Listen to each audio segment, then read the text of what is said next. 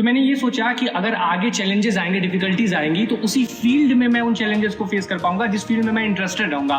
तो मुझे लगा कि ये इंटरेस्ट जो है वो मुझे चैलेंजेस फेस करने में हेल्प करेगा, इसलिए मैं स्टिक रहा केमिकल इंजीनियरिंग के साथ। टियर 3 कॉलेज है, प्लेसमेंट तो वहाँ मिलने वाली नहीं है, मतलब जो कोर कंपनीज होती है वो वहाँ पर आने वाली नहीं है, कोर कंपनीज आने वाली नहीं है, प्लेसमेंट मिलने वाली नहीं है। तो दूसरा ऑप्शन था कि सरकारी नौकरी की तैयारी करो, गवर्नमेंट जॉब्स की, क्योंकि उसके लिए तो कोई मतलब लिमिटेशन नहीं है आप कौन से कॉलेज से हो, तो फाइनली आपका सिलेक्शन देखेंगे। मतलब ये मैंने एज अ डीमोटिवेशन की तरह नहीं लिया, एक मोटिवेशन माना कि अगर हमारे यहाँ प्राइवेट कंपनीज नहीं आ सकती तो ठीक है, हम सरकारी नौकरी की तैयारी कर लें। हम सो रहे होते हैं और अलार्म सेट करते हैं 6 बजे का, तो माइंड में ये होना चाहिए कि वो अलार्म 6 बजे बजेगा, आपको परेशान होने की जरूरत नहीं है। तो मैंने सोचा जो ये 2 साल हैं, ये सोचें कि थर्ड ईयर से क्या होगा, थर्ड ईयर से क्या होगा, थर्ड ईयर में देखा जाएगा क्या होगा, थर्ड ईयर से गेट प्रिपरेशन स्टार्ट करेंगे। वो कंसिस्टेंसी मैंने मेंटेन की और वो रिजल्ट रहा। हेलो एवरीवन, कैसे हैं आप सब लोग? आई होप आप सब अच्छे होंगे। और आज का वीडियो ना थोड़ा अलग टाइप का हम वीडियो बनाने वाले हैं, जिसमें हम बात कर रहे होंगे सरकारी जॉब्स की, सरकारी नौकरी, सरकारी इंजीनियर जिसकी हम बात करते हैं। और मैं अगर खुद बताऊं, अगर आपने मेरी जर्नी को फॉलो किया होगा, तो मेरा खुद का एक सपना था एक सिविल इंजीनियर बनने का। जब मैं बीटेक फर्स्ट ईयर में एडमिशन लेने की कोशिश कर रहा था, पर फिर घर वालों ने कहा नहीं सीएस वगैरह पे लो, तो तब जाकर मैं सीएस पे गया। लेकिन आज हमारे साथ 2 स्टूडेंट्स हैं जो ऑलरेडी एक पीएसयू में काम कर रहे हैं और दूसरा अभी ज्वाइन करने वाले हैं। तो सब कुछ उनके बारे में जानेंगे, उनकी जर्नी के बारे में जानेंगे, और ये भी पूछेंगे यार पीएसयू के अंदर होता क्या है, ये पीएसयू होता क्या है, उसके बारे में जानेंगे। तो आज हमारे साथ हैं सागर और अमन। तो सबसे पहले मैं उनका स्वागत करना चाहूंगा। Thank you. ओके यार सागर, थोड़ा अपने बैकग्राउंड के बारे में बताओगे आप कि आप कहाँ से हो? ठीक है, आपने स्कूलिंग कहाँ से करी पहले वो? ओके, सो मेरे बैकग्राउंड के बारे में अगर बात करूँ तो मैंने स्कूलिंग जो थी वो नॉर्मल मतलब हाई स्कूल किया था अपने गांव में ही। उसके बाद मैंने बीटेक में एडमिशन लिया था पुणे यूनिवर्सिटी में, जो कि टियर 3 कॉलेज में आता है। तो वहाँ पर कॉलेज कंप्लीट करने के बाद ग्रेजुएशन के बाद मतलब सिविल इंजीनियरिंग तो ले ली थी। और एक क्वेश्चन मैं पूछना चाहूंगा यहाँ पे, जब तुमने सिविल इंजीनियरिंग ली तो कुछ कहानी उस टाइम पे किसी लोगों ने कि भाई सिविल इंजीनियरिंग तो ले रहा है, सीएस ले, ये कर, क्योंकि 2015-16 वाला जो टाइम था वहाँ पे सीएस का बहुत ज्यादा बूम था। हाँ, सीएस का बूम तो था, लेकिन मेरा था पहले से कि मुझे कोडिंग वगैरह अच्छी नहीं लगती थी, मतलब उसमें अच्छा। ज़्यादा इंटरेस्ट नहीं था, और सिविल का जो तो थोड़ा इंटरेस्ट भी था, इसलिए मैंने वो चूज कर लिया। ओके, तो अगर मैं भाई के बारे में बताऊं तो वो पीएसयू में काम कर रहे हैं, पीडब्ल्यूडी डिपार्टमेंट में काम कर रहे हैं। तो आपकी पोजीशन क्या है वहाँ पे? पीडब्ल्यूडी में मैं एज ए जूनियर इंजीनियर काम कर रहा हूँ अभी। ओके, तो जूनियर इंजीनियर, ऐसा जूनियर इंजीनियर आप वर्क कर रहे हैं। और मैं चाहूंगा अमन, अगर आप अपना एक छोटा सा इंट्रोडक्शन दें। श्योर। सो मैंने अपनी जो 12th तक की स्कूलिंग है वो central academy senior secondary school, जो कि मेरे होम टाउन गोरखपुर में, वहाँ से कंप्लीट की। उसके बाद जो है मैं जेई की प्रिपरेशन कर रहा था 1 साल। डेफिनेटली आईआईटी में सिलेक्शन नहीं हो पाया, तो मेरा यूपीसी मतलब जो यूपी स्टेट का जो है इंजीनियरिंग एंट्रेंस एग्जामिनेशन होता है, उसके through I got admitted into UIT CHM university. और केमिस्ट्री शुरू से फेवरेट सब्जेक्ट रहा है, तो उसी बेसिस पे मैंने केमिकल इंजीनियरिंग ब्रांच चुन ली। और उसके बाद पूरा प्रोसीजर ये गेट जर्नी का स्टार्ट हुआ, वहाँ से second third year onward start हुआ। एंड एक क्वेश्चन होगा मेरा, ठीक है? केमिकल इंजीनियरिंग ब्रांच उतनी वो नहीं है, वायरल नहीं है, है ना? तो हर बच्चा एक बात सोचता है कि लूं ना लूं, रिस्क ना हो जाए, क्योंकि जॉब्स काफी लिमिटेड बच्चों को लगती है, क्योंकि सरकारी ऑप्शन नहीं है ज्यादा। और अगर मैं प्राइवेट सेक्टर की बात करूं शायद उतने ऑप्शन नहीं है, या फिर हमको पता नहीं होंगे। तो उस टाइम पे तुम्हें डर नहीं लगा यार केमिकल इंजीनियरिंग लेके, क्योंकि फीस तो लगेगी अगर तुम कोई और ब्रांच से करो? Sure. तो तुमने क्या डिसीजन लेके किया कि भाई चलो केमिकल से करते हैं? तो मेरा जब डिसीजन था, जब मैंने केमिकल इंजीनियरिंग लेने को सोचा था, तो मैंने ये देखा कि जितनी भी फील्ड्स हैं, जितनी भी कंप्यूटर साइंस, मैकेनिकल इंजीनियरिंग, बाकी जितने भी जो दूसरे ब्रांचेज हैं, उसके कंपैरेटिवली केमिकल इंजीनियरिंग जो चीज़ है, जो सब्जेक्ट है, वो मुझे बहुत अच्छे से, केमिस्ट्री जो है उसमें बहुत ज़्यादा इंटरेस्ट था, जैसे मैंने पहले ही मेंशन किया। तो मैंने ये सोचा कि अगर आगे चैलेंजेस आएंगे, डिफिकल्टीज आएंगी, तो उसी फील्ड में मैं उन चैलेंजेस को फेस कर पाऊंगा जिस फील्ड में मैं इंटरेस्टेड रहूंगा। तो मुझे लगा कि ये इंटरेस्ट जो है वो मुझे चैलेंजेस फेस करने में हेल्प करेगा, इसलिए मैं स्टिक रहा केमिकल इंजीनियरिंग के साथ। ओके, तो चलो ये तो हमें डाउट क्लियर हो गया, क्योंकि देखो अक्सर जो बच्चे होते हैं वो इसलिए भी दूसरी ब्रांच को चूज कर लेते हैं क्योंकि वही मिलती है उस कॉलेज में, है ना? चलो ये तो मैंने देखा कि आपका इंटरेस्ट था। रिसेंटली मैं बैंगलोर गया था एक इवेंट को होस्ट करने, जो कि ऑर्गेनाइज करवाया गया था अनअकैडमी के द्वारा, जिसका नाम था गेट टुगेदर इवेंट। और यहाँ पे एक बहुत बड़ी चीज रिवील होती है कि जो अब अनअकैडमी का जो गेट का कोर्स है वो मात्र आप 9,999 रुपए में खरीद सकते हैं। जी हाँ, और ये जो ऑफर है ये सिर्फ 30 जून तक वैलिड है। न्यू बैचेस क्योंकि आपके 30 जून से स्टार्ट हो रहे हैं, तो आप जाके इस कोर्स के लिए एनरोल कर सकते हैं। लिंक मैंने नीचे डिस्क्रिप्शन में दे रखा है, आप मेरा कोड रोहित50 यूज कर सकते हैं। और एक चीज मैं आपको और बता दूं, क्वालिटी में कोई भी कॉम्प्रोमाइज नहीं किया गया है। अभी भी आपको लाइव क्लासेस हो, रिकॉर्डेड क्लासेस हो, टेस्ट सीरीज हो, आपके पीएसयू गाइडेंस हो, सब कुछ आपको इसके अंदर मिलेगा। तो इस ऑफर को ग्रैब करें 30 जून से पहले। गुड लक मेरी साइड से।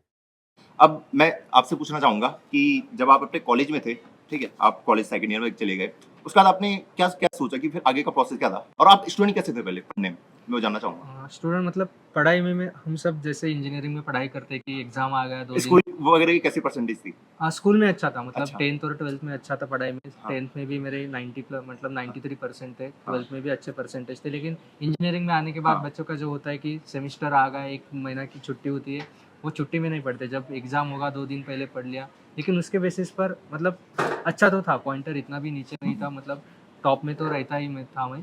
लेकिन ये नहीं था कि वो पढ़ाई जो थी वो सिर्फ उस दिन के लिए थी कि ये कोई आगे जाके मुझे काम आएगी या इससे मुझे गवर्नमेंट में जॉब मिलेगी, ये ऐसा माइंड में नहीं था, उस समय माइंड में नहीं तुम था। टीयर 3 कॉलेज से, तो वहाँ पे डर नहीं लगता था यार क्या होगा, एक तो टीयर 3 कॉलेज, ऊपर से सिविल इंजीनियरिंग ब्रांच, होगा नहीं होगा, फ्यूचर क्या होगा, क्या मैं डिसाइड करूँ, क्योंकि बच्चे अधिकतर बच्चे तो कोडिंग में भाग जाते हैं, ये इसी की तरफ भाग जाते हैं, तुम्हारे माइंड में डाउट नहीं आया।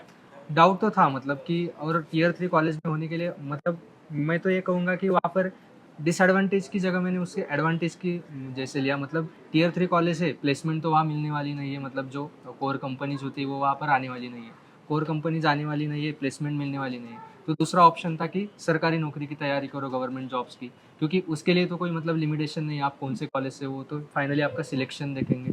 तो इसीलिए वो भी एक वजह थी कि मैंने प्रिपरेशन मतलब गवर्नमेंट जॉब की प्रिपरेशन करूँगा ये चूज़ करने की, वो भी एक वजह थी। मतलब ये मैंने एज अ डीमोटिवेशन की तरह नहीं लिया, एक मोटिवेशन माना कि अगर हमारे यहाँ प्राइवेट कंपनीज नहीं आ सकती तो ठीक है, हम सरकारी नौकरी की तैयारी कर लेंगे। ओके, तो मैं भाई से पूछना चाहूंगा कि आपका कैसा था कि भाई जब मैं कॉलेज आ गया, ठीक है, अब आप कॉलेज में हो, अंदर हो, तो आपने फर्स्ट सेमेस्टर पढ़ना शुरू कर दिया, फिर ऐसा था कि यार चलो केमिकल इंजीनियरिंग ब्रांच है, आराम से परसेंटेज वगैरह आ जाएंगी, कोई दिक्कत नहीं है, ऐसा नहीं, कुछ जैसा नहीं था? मैंने पहले मेंशन किया कि मैं आईआईटी की प्रिपरेशन कर रहा था, तो अपने बिहाफ पे तो अपनी साइड से मैंने काफ़ी अच्छी प्रिपरेशन की थी, चीज़ें उतनी कनेक्ट नहीं हो पाई।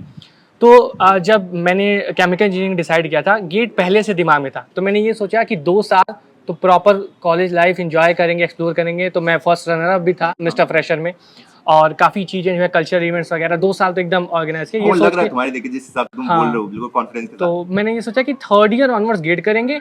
और जैसे हम कहते हैं ना कि फॉर एग्जांपल हम सो रहे होते हैं और अलार्म सेट करते हैं 6 बजे, तो माइंड में ये होना चाहिए कि वो अलार्म 6 बजे बजेगा, आपको परेशान होने की जरूरत नहीं है। तो मैंने सोचा कि ये 2 साल हैं, ये सोचें कि थर्ड ईयर से क्या होगा, थर्ड ईयर से क्या होगा, थर्ड ईयर में देखा जाएगा क्या होगा, थर्ड ईयर से गेट प्रिपरेशन स्टार्ट करेंगे। Definitely third year final year में भी थोड़ा कॉलेज लाइफ फाइनल ईयर्स भी थे, तो कॉलेज इतना ज़्यादा इंजॉय कर चुका था कि वो कनेक्ट ज़्यादा हो रहा था, तो गेट का प्रिपरेशन थोड़ा डाउन हो गया, कंसिस्टेंसी मेंटेन नहीं हुई। बट विद द टाइम जैसे मैंने ड्रॉप लिया और विद द टाइम वो कंसिस्टेंसी मैंने मेंटेन की और वो रिजल्ट रहा। तो फैकल्टी कैसे थे कॉलेज में, अगर मैं जनरली पूछूं तो? मेरे कॉलेज में जो फैकल्टीज़ हैं, काफ़ी फैकल्टी जो हैं वो आईआईटी कानपुर से पढ़ के आए हैं, तो डिसेंट फैकल्टी हैं। बट एग्जैक्टली जैसा कि हम नॉर्मल कॉलेज में जानते हैं कि जो प्रोफेसर्स या जो भी असिस्टेंट एसोसिएट प्रोफेसर्स होते हैं वो उतना इंटरेस्ट लेके नहीं पढ़ाते सही हैं, बात। तो वो कॉमन है, वो मेरे कॉलेज में like it was no different. तो ये चीज़ें रही हैं, बट डेफिनेटली चूंकि मैंने आपको ऑलरेडी मेंशन किया कि केमिकल इंजीनियरिंग फेवरेट सब्जेक्ट था, तो मैं अपने इंटरेस्ट पे चीज़ें जहाँ से पढ़ता था वहाँ से मैंने अपना इंटरेस्ट मेंटेन रखा। ओके, बढ़िया बढ़िया। और आपका कैसा है फिर गेट की, और कैसा है आप? हाँ, वही मतलब प्रिपरेशन तो स्टेट गवर्नमेंट के लिए करना था मुझे। अच्छा, और पहले जब से माइंड में था पीडब्ल्यूडी डिपार्टमेंट, क्योंकि डिपार्टमेंट बहुत है, आरई डिपार्टमेंट, पीडब्ल्यूडी है, काफी नॉलेज है। हाँ, मतलब महाराष्ट्र में है तो हाँ, अगर हाँ, बच्चे बहुत से वही हाँ, होता है कि पीडब्ल्यूडी में जाना है, हाँ, वही हाँ, डिपार्टमेंट था।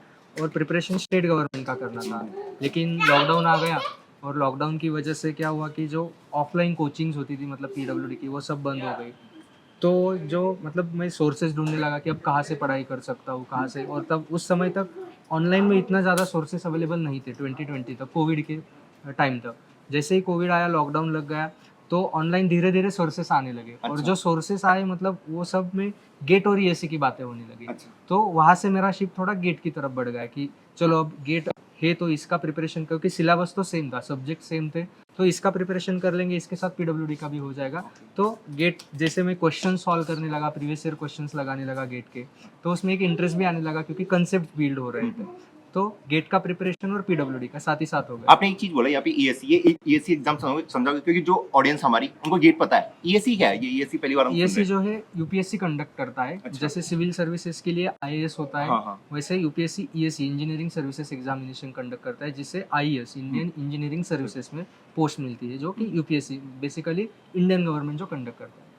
तो इनकी जो पावर होती है क्या उनके बराबर होती है हाँ, जैसे अगर आप किसी स्टेट का प्रिपरेशन करते हो, जैसे एमपीएससी अगर हमारा बात करें तो एमपीएससी जो महाराष्ट्र पब्लिक सर्विस कमीशन है, हाँ। वैसे सेंट्रल के भी, जैसे महाराष्ट्र में पीडब्ल्यूडी है, हम्म। वैसे सेंट्रल पीडब्ल्यूडी सीपीडब्ल्यूडी जो होती है, ओके। या फिर बीआरओ जो है, या फिर मिलिट्री इंजीनियरिंग सर्विसेज है, जो भी इंडियन गवर्नमेंट की इंजीनियरिंग जॉब्स है इंडियन गवर्नमेंट में, वो ईएससी के थ्रू सिलेक्शन होती है ओके। सेंट्रल में। तो आपकी रैंक क्या आई थी गेट में? गेट में मेरी रैंक इस साल 39 आई। ओके, तो प्रिपरेशन कैसे करी आपने?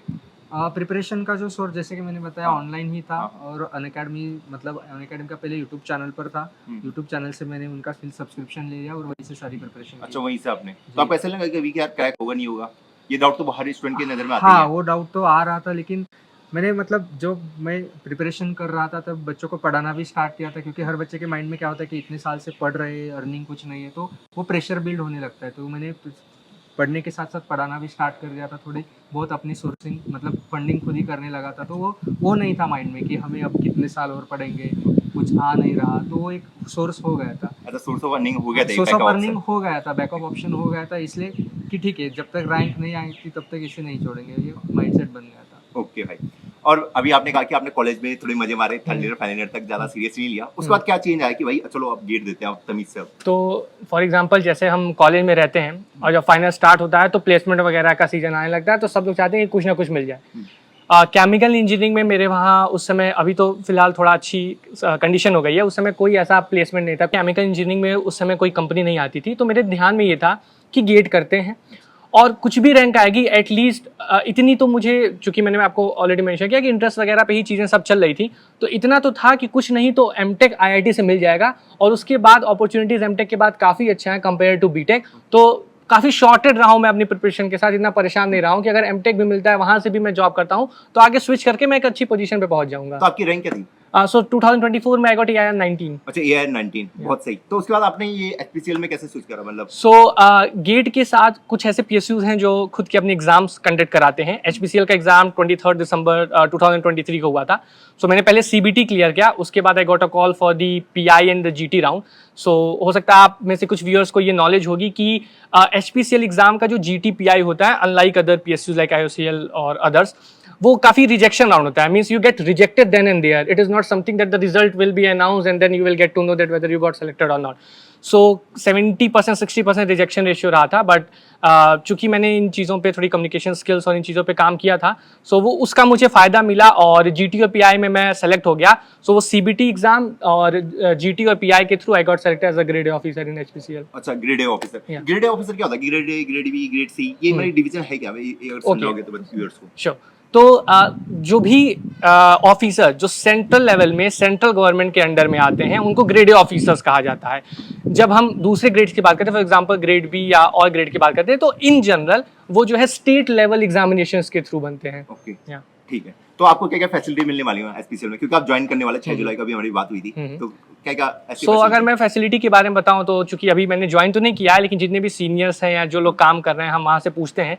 तो एक तो जैसे कि जो गवर्नमेंट में नॉर्मल फैसिलिटीज हमें मिलती हैं कि हमारा बेसिक पे के साथ सैलरी DA सैलरी रेंज क्या है इसमें, मतलब? 50,000 बेसिक पे है। Okay. और जो CTC ऑफर्ड हुई है वो 17.33 LPA की है। Okay. तो उसके अलावा बहुत से अलाउंसेस होते हैं, फॉर एग्जांपल आपके मोबाइल अलाउंसेस, आपका HRA जो हाउस रेंट अलाउंस होता है, इसके अलावा जो है आपको मेडिकल अलाउंसेस मिलते हैं, आपको जो है चिल्ड्रन एजुकेशन अलाउंसेस मिलते हैं, तो a bunch of allowances are there. तो मतलब आप गैजेटेड ऑफिसर बन चुके हैं? नहीं, not a gazetted officer, but okay. It is a grade A officer. Okay, या इनमें डिफरेंस क्या होता है फिर? सो गैजेटेड ऑफिसर एक बहुत स्पेशल पोस्ट होती है। फॉर एग्जांपल जैसे BRC या NPCIL आपका मिलता है, तो it is 100% government and plus the gazetted officer. हम HPCL या IOCL की बात करते हैं तो although it is a government service, but the thing is कई सारी मल्टीनेशनल कंपनीज हैं, कई सारी अमेरिकन कंपनीज या बाहर की यूरोप की कंपनीज हैं, ऑयल मार्केटिंग की कंपनीज हैं, जिन्होंने कुछ शेयर्स या स्टॉक्स ले रखे हैं। तो 50% से ज्यादा शेयर्स इन PSUs में गवर्नमेंट ऑफ इंडिया के पास है, लेकिन कुछ और प्राइवेट कंपनीज का है। तो एज अ काइंड ऑफ ये एमलगमेशन है इनका। ओके, समझ गया।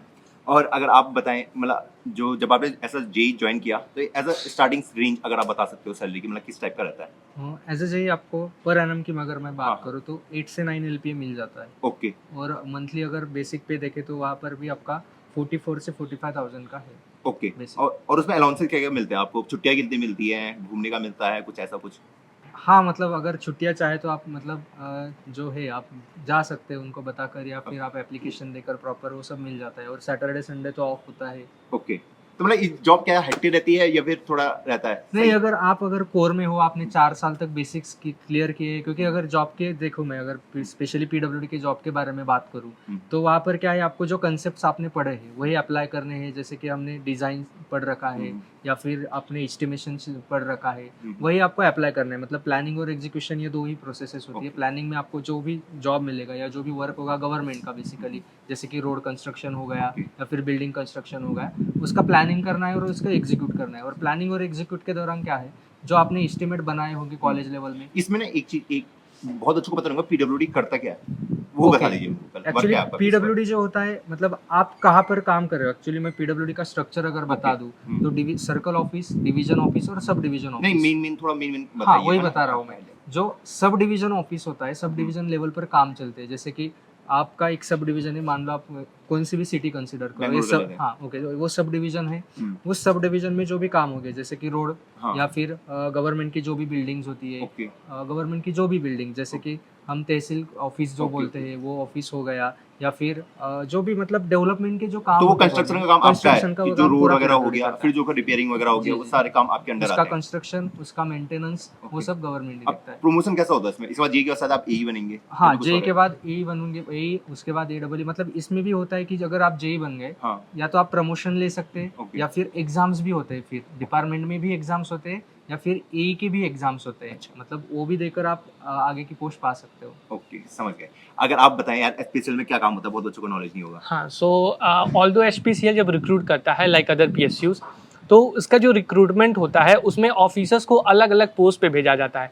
सो 2-3 डिपार्टमेंट है। पहली एक डिपार्टमेंट है रिफाइनरीज, जहाँ ज़्यादातर केस में केमिकल इंजीनियर ही शॉर्टलिस्ट होते हैं, और क्योंकि केमिकल इंजीनियरिंग का जो काम है वही होता है जो एग्जैक्टली रिफाइनरीज में हो रहा होता है, जो ऑपरेशंस है। रिफाइनरी बोले तो? रिफाइनरीज वो हैं जहाँ पे फॉर एग्जांपल जो क्रूड ऑयल आता है, क्रूड ऑयल को सेपरेट करके petrol, diesel, kerosene, aviation, turbine, fuse, इस तरह में कन्वर्ट करना। डिफरेंट यूनिट्स लगे होते हैं, सेपरेशन यूनिट्स होते हैं, ऑपरेशंस यूनिट्स होते हैं। तो इस रिफाइनरी में जनरली केमिकल इंजीनियर पोस्टेड होते हैं। जो अदर ब्रांचेस है, मैकेनिकल इंजीनियर है, सिविल इंजीनियर्स है, अगर अदर ब्रांचेस है वो मार्केटिंग ऑफिसर्स होते हैं। ग्रेड ए ऑफिसर ही रहेगा, लेकिन अलग अलग डिपार्टमेंट, मार्केटिंग ऑफिसर्स है, बिजनेस डेवलपमेंट एसोसिएट है, और गवर्नमेंट के सारे नॉर्म्स जो है फॉलो होता है। और जो प्रमोशंस वगैरह है वो हम ऑफिसर्स की तरह स्टार्ट करते हैं। फॉर एग्जांपल 3.5 से 4 साल में प्रमोशंस होते हैं। So officer, senior officer, assistant manager, manager and so on, आप सीएमडी तक जा सकते हैं। तो यार मेरी ऑडियंस के लिए काफी नई नॉलेज होगी, क्योंकि आज भी मैंने काफी कुछ सीखा, क्योंकि हम सिविल इंजीनियरिंग, केमिकल, इन ब्रांचों को हमें उतना आइडिया नहीं था, लेकिन आज बच्चों को काफी कुछ एक्सप्लोर करने को मिला इस टाइप में। एक चीज बताओगे यार कि कितनी अपॉर्चुनिटी है आफ्टर सिविल इंजीनियरिंग? अगर तुम गवर्नमेंट जॉब के लिए देख रहे हो तो कौन कौन सी अपॉर्चुनिटी रहती है बच्चे के पास? अगर सिविल ब्रांच की बात करें, अगर आपको गवर्नमेंट जॉब में जाना है, हाँ। और आपको इंजीनियरिंग करनी है और गवर्नमेंट जॉब आपका सपना है, तो मैं तो यही प्रेफर करूंगा कि आप सिविल इंजीनियरिंग ले लो। क्योंकि सिविल इंजीनियरिंग में क्या है कि आपका स्टेट डिपार्टमेंट है। हाँ। क्योंकि अब हम सबको पता भी है कि इंडिया का इंफ्रास्ट्रक्चर है वो बहुत ही ज़्यादा रैपिडली ग्रोथ कर रहा है। स्टेट गवर्नमेंट में भी यही है कि हर स्टेट अपने डेवलपमेंट के सबसे ज़्यादा फोकस जो होता है वो इंफ्रास्ट्रक्चर ग्रोथ पर ही होता है। और इसीलिए अगर आपको अपॉर्चुनिटीज़ के बारे में बात करूँ स्टेट गवर्नमेंट के, तो पीडब्ल्यूडी डिपार्टमेंट हो गया, वहाँ का वाटर रिसोर्स डिपार्टमेंट है। उसके बाद हर जो म्यूनसिपल कॉरपोरेशन होता है, हर म्यूनसिपल कॉरपोरेशन में भी जेईई के पोस्ट होते हैं। मतलब हर जिले में, जिला, फिर तालुका, फिर डिस्ट्रिक्ट, फिर स्टेट लेवल और नेशनल लेवल, सभी जगह सिविल में आपको गवर्नमेंट जॉब मिल ही जाएगा। ओके, बहुत सही। और अगर आप कुछ मोटिवेशन जो बच्चे देख रहे हैं इस वीडियो को, कुछ देना चाहें कि वो अपनी लाइफ को फिगर आउट नहीं कर पा रहे हैं, उन्हें लग रहा है कि शायद वो कुछ ऐसा कुछ खास नहीं कर रहे जिंदगी में, तो उनको कुछ मोटिवेशन? सो सबसे पहली चीज़ तो ये है कि जो भी इनिशियल डेज में है अपनी प्रिपरेशन के, जो अभी फर्स्ट ईयर कॉलेज में ज्वाइन किए हैं, सेकंड ईयर कॉलेज में ज्वाइन किए हैं, अभी आप time low, proper time low, but अपने इंटरेस्ट के हिसाब से आप अपनी फील्ड सेलेक्ट कर लो। डेफिनेटली स्टार्टिंग डेज में हम सबको इतना नॉलेज नहीं होता है कि आगे चल के क्या होना है, कैसे होना है, लेकिन अगर आप अपनी इंटरेस्ट की फील्ड में काम करोगे तो बिलीव मी, आपको ये नहीं सोचना पड़ेगा कि आप किस ब्रांच से हो। आपको डेफिनेट नंबर ऑफ स्कोप, आपको more than definite number of scopes आगे देखने को मिलेंगे। एमटेक, पीएचडी, इसके बाद जो है किसी भी ब्रांच में, सिविल की बात हो, केमिकल की ब्रांच हो, बहुत स्कोप है, आप बहुत आगे तक जा सकते हो। ओके, तो आई होप आपको आज की वीडियो में काफी मजा आया होगा, काफी आपकी लर्निंग रही होंगी। हमने कोशिश करी यार एक नए फील्ड को एक्सप्लोर करने का, और थैंक यू सो मच यार भाइयों, मेरी ऑडियंस को इतना गाइड करने के लिए। Thank you so much.